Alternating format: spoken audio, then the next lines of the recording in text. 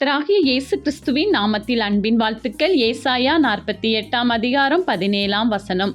பிரயோஜனமாய் இருக்கிறதை உனக்கு போதித்து நீ நடக்க வேண்டிய வழியிலே உன்னை நடத்துகிற உன் தேவனாகிய கர்த்தர் நானே. பிரியமானவர்களே, இன்று நாம் சென்று கொண்டிருக்கிற வழி எப்படி இருக்கிறது? அது நம் வாழ்க்கைக்கு வெளிச்சத்தை கொடுக்கிறதா இருக்கிறதா? செழிப்பை கொடுக்கிறதா இருக்கிறதா? அல்லது இருளுக்குள்ளாய் நம்மை அழைத்து செல்கிறதா என்று சற்று நாம் சிந்தித்து பார்ப்போம். ஏனென்றால் தேவாதி தேவனை நாம் பிடித்து கொள்ளும் பொழுதுதான் அந்த இயேசு கிறிஸ்து நாம் நடக்க வேண்டிய வழியிலே நம்மை கரம் பிடித்து வழி நடத்துவார். அது மட்டுமல்ல, நமக்கு போதித்து நாம் செல்கிற பாதையிலெல்லாம் நமக்கு எல்லா இடத்திலும் ஜெயத்தை கொடுப்பேன் என்று கூறுகிறார்.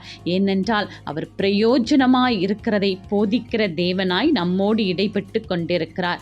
எனவே அவருடைய வழிகள் எல்லாம் செழிப்பு, மகிமை நிறைந்ததாய் இருக்கும், தேவ பிரசன்னம் உடையதாய் இருக்கும். எனவே பிரயோஜனமான தேவனை பிடித்துக் கொள்வோம். ஆமேன்.